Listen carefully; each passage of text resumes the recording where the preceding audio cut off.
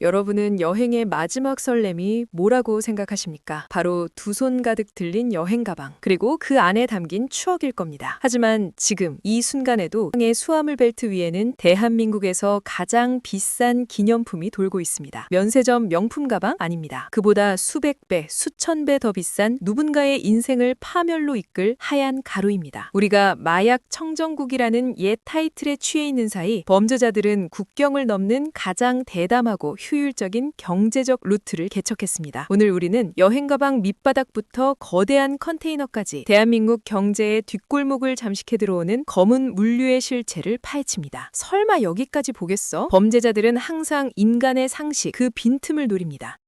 여행용 캐리어의 밑바닥 아주 단단하게 붙어있는 그 틈새를 세관 직원이 뜯어냅니다. 드득하는 소리와 함께 드러난 건 여행의 추억이 아닌 검은 비닐봉지였습니다. 이것뿐만이 아닙니다. 이번엔 쇠톱이 등장했습니다. 튼튼해 보이는 운동기구의 프레임, 그 차가운 금속안을 누가 의심했을까요? 하지만 쇠톱이 금속을 가르고 지나가자 그 안에서 쏟아져 나온 건 근육을 키워줄 헬스기구가 아니라 뇌를 녹여버릴 필로폰이었습니다. 무려 3.6kg, 수십만 명이 동시에 투약할 수 있는 양이 쇠파이프 속에 잠겨 있었던 겁니다. 상상력 싸움에서 지면 뚫립니다. 밀수범들의 창의력은 혀를 내두를 정도입니다. 아이들이 가지고 노는 줄넘기 손잡이, 저녁 반찬으로 올라갈 건어물 사이, 심지어 매일 음식을 데우는 전자레인지의 복잡한 회로기판 사이까지 이들은 마약을 숨기기 위해 물건의 원래 용도를 완벽하게 지워버립니다. 전자레인지는 음식을 데우는 기계가 아니라 가장 안전한 마약 금고였던 셈이죠. 생활 밀착형 소품 뒤에 숨은 이 천태만상의 밀수법들. 그런데 여러분, 여기서 한 가지 의문이 들지 않으십니까? 이렇게 기를 쓰고 숨긴다는 건